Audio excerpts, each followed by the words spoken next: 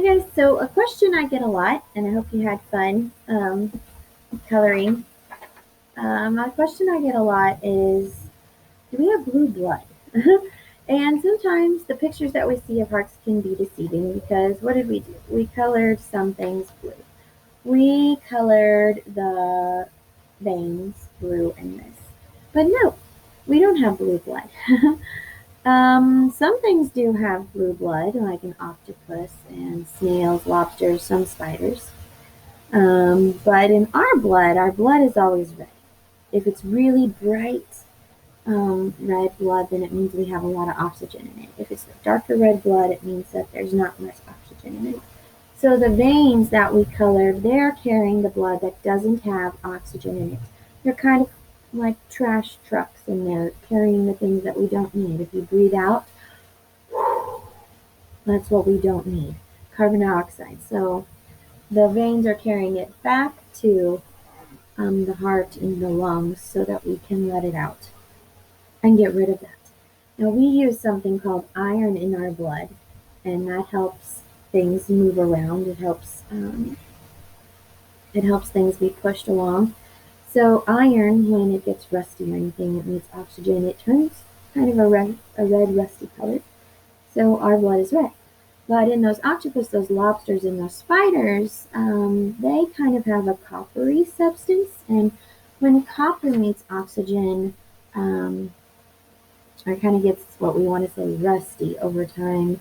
It kind of turns this bluish, greenish color. And so that's why their blood is a different color. But our blood is always red, even if in pictures sometimes we color parts blue. It's just so that we can better understand that one part's vein, one part's arteries. The ones in the blood in the veins does not have oxygen, is not oxygenated. But the red does have blood with oxygen in it. So we can see our veins. Can you see those little blue things all in your arms here? And sometimes up across your head. And in the wintertime, it's easier for us to see them on, at least on the scanner. I feel like it is. Our body has a circulatory system. Can you say that? Circulatory system sounds like a circle because it does. It goes around in a loop all through our body. It's like a bunch of highways, like I talked about earlier. And trucks and cars can carry us around on the highways that we have. And if we look, I have this. My kiddos have, you guys probably have something like this at your house too. All through our body, we have kind of like a highway system. And if I put my little car on the highway, it usually keeps going and going and going, and then it'll fall off. But not in our circulatory system.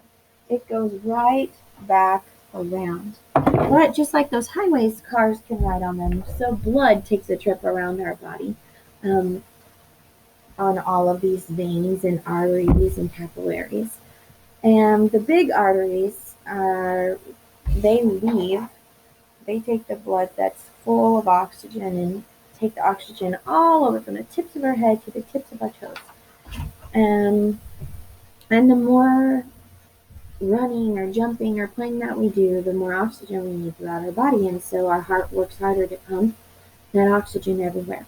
I have some videos today that'll maybe help you better understand what I'm trying to show you or teach you.